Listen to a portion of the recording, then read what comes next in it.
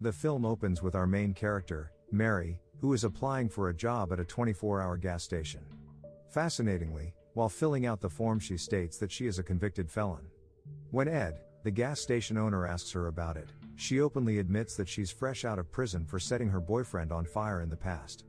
Despite it all, Ed hires her because he has a feeling she'd be trustworthy.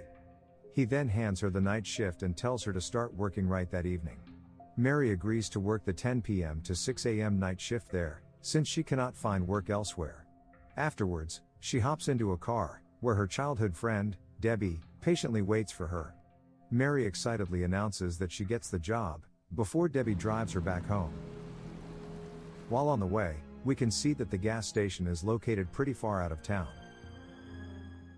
Mary then gets dropped off at her apartment, and tries to move on with her day.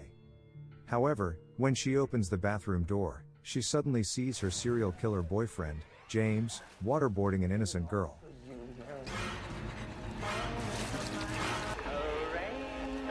I know you like to watch. She watches in horror until she couldn't anymore, and takes her meds. Hey, you okay? To her surprise, Tommy, her parole officer, has let himself in. He checks the bathroom right away, but doesn't find anything, which shows that Mary just had a traumatic flashback of her boyfriend. He then gives her a lecture about how she needs to get herself a phone, so it would be easier for her to reach for help, especially because she had been clinically diagnosed as paranoid and delusional. Mary tells him about her new job shortly before he leaves, so Tommy promises to check in with her tonight. He begs her to not stir any trouble, because a lot of people still think she's too volatile and didn't want her to be let out. Later that day, she heads out to meet up with Debbie again, but while she waits, she sees her boyfriend standing not far from her.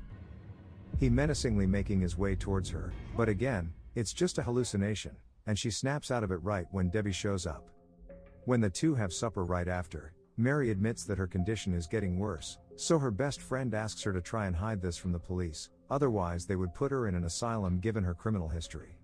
To calm Mary down, she also assures her that there is nothing to be afraid of anymore, because James is still in prison. When Mary gets home again, she gets a phone call from her parole officer Tommy, and proudly boasts to him that she has now set up a working phone. Afterwards, she gets another phone call, this time from an aggrieved woman.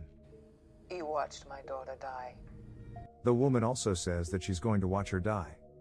Scared, she disconnects the landline, but it rings again given her delusional self.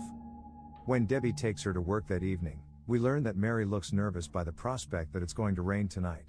As it turns out, the reason is because her boyfriend James used to call her, and play a song titled Raindrops whenever he's about to murder someone.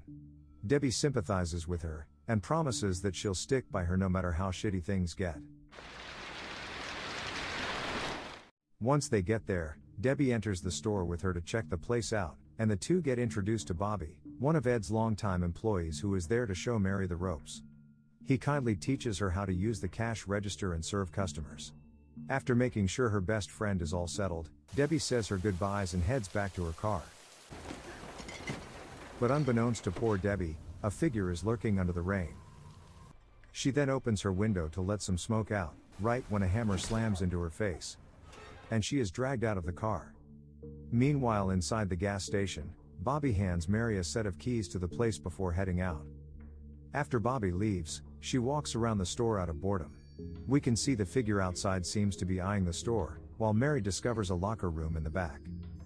Sometime during the night, she heads outside to smoke, while unbeknownst to her, the figure watches.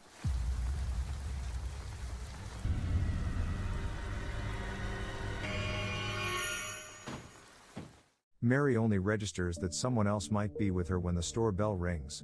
As Mary heads back inside, the figure passes by her. All of a sudden, the phone rings. It is from a lady asking how late does the store open. Just then the phone rings again, with the same lady asking the same exact question before hanging up. Didn't you just call?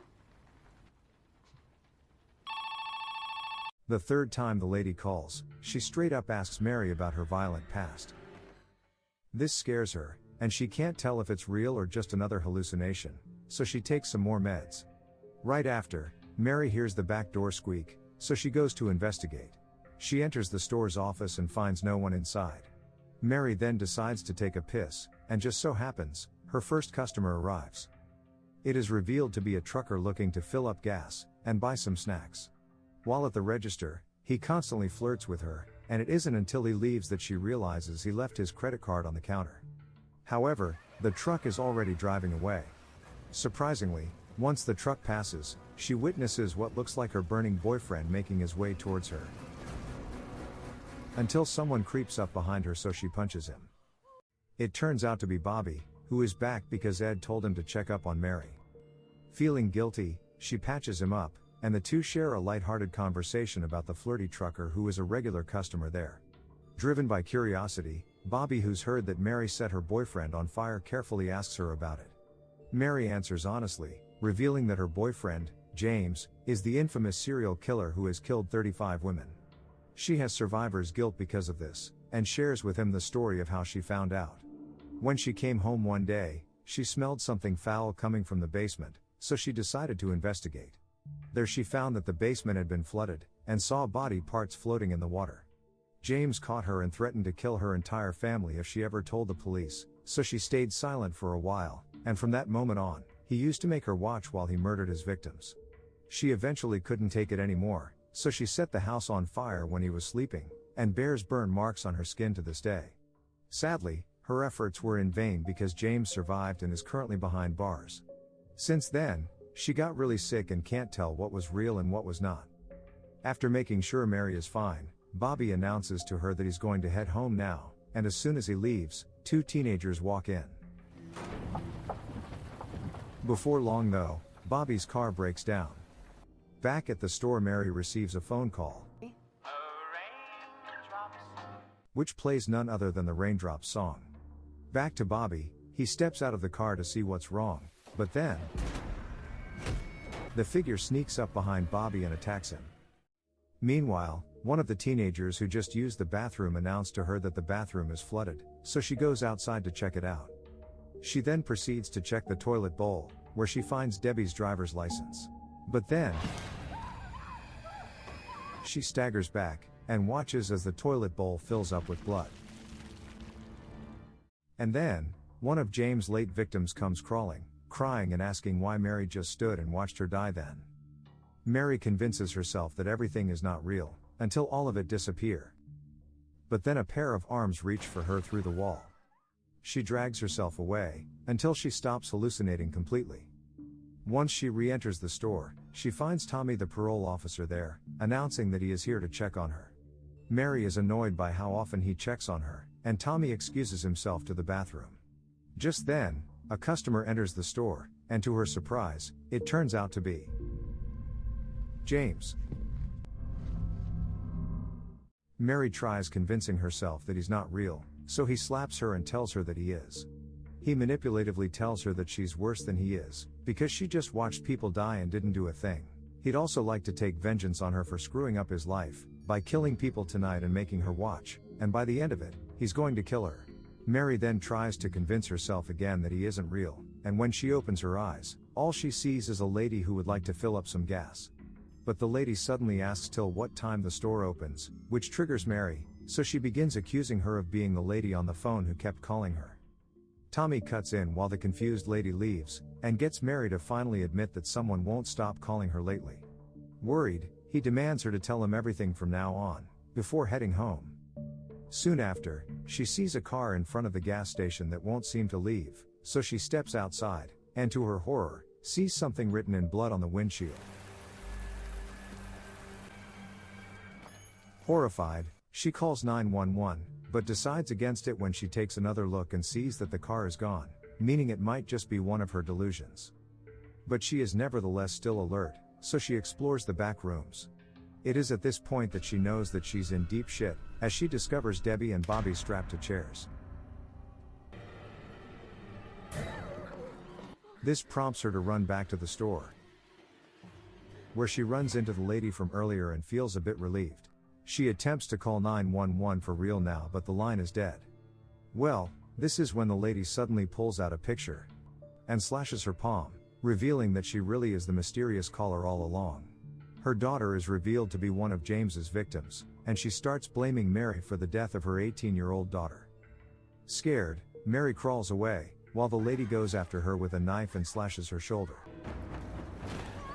They scuffle with each other when the lady is about to stab her.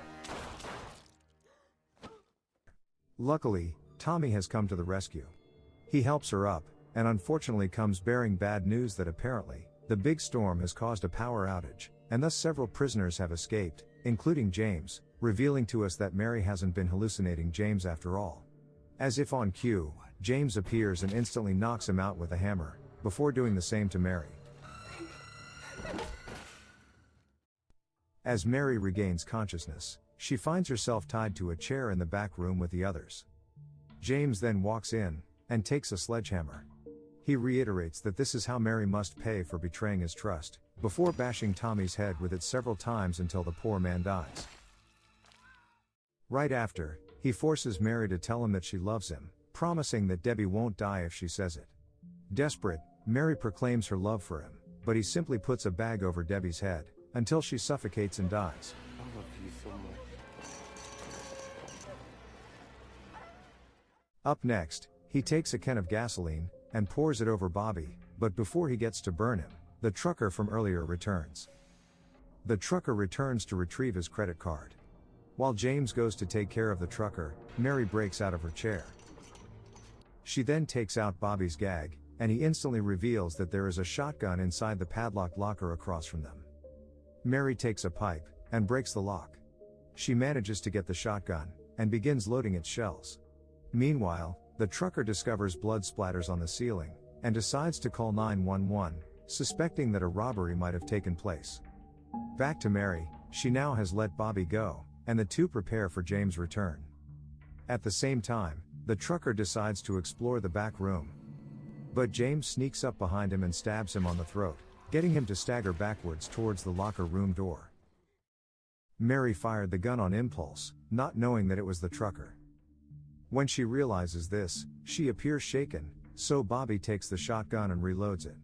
They head back to the store, and shortly after, James cuts the power, right when the police arrive.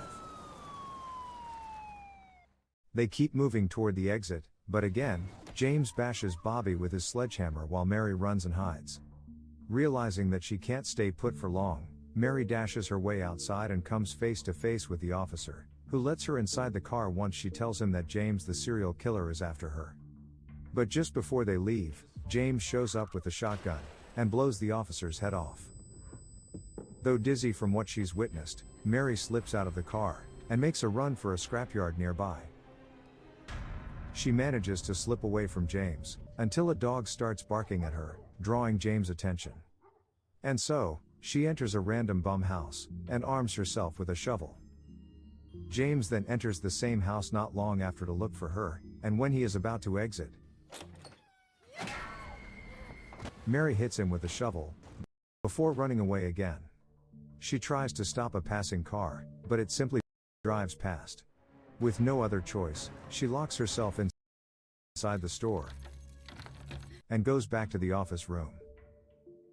This is the moment that she gets an idea when she sees James, who chases after her, finally breaks his way in, and slams his hammer on the office door. Mary immediately rams the stag antlers into him, stabbing him in the gut. Afterwards, the trucker's phone rings, and she crawls on the floor to answer it, while James forcefully takes the antlers out. Mary then calls 911, and locks eyes with him for the last time, watching him tell her "I love you" before he takes his last breath and dies. Mary falls asleep there out of exhaustion. But the next time she wakes up, James is no longer there. She feels devastated but relieved at the same time, because she has made it out alive. The last scene shows Mary is working a late shift at her new job as a hairdresser. But as she cleans up, she sees a glimpse of her boyfriend.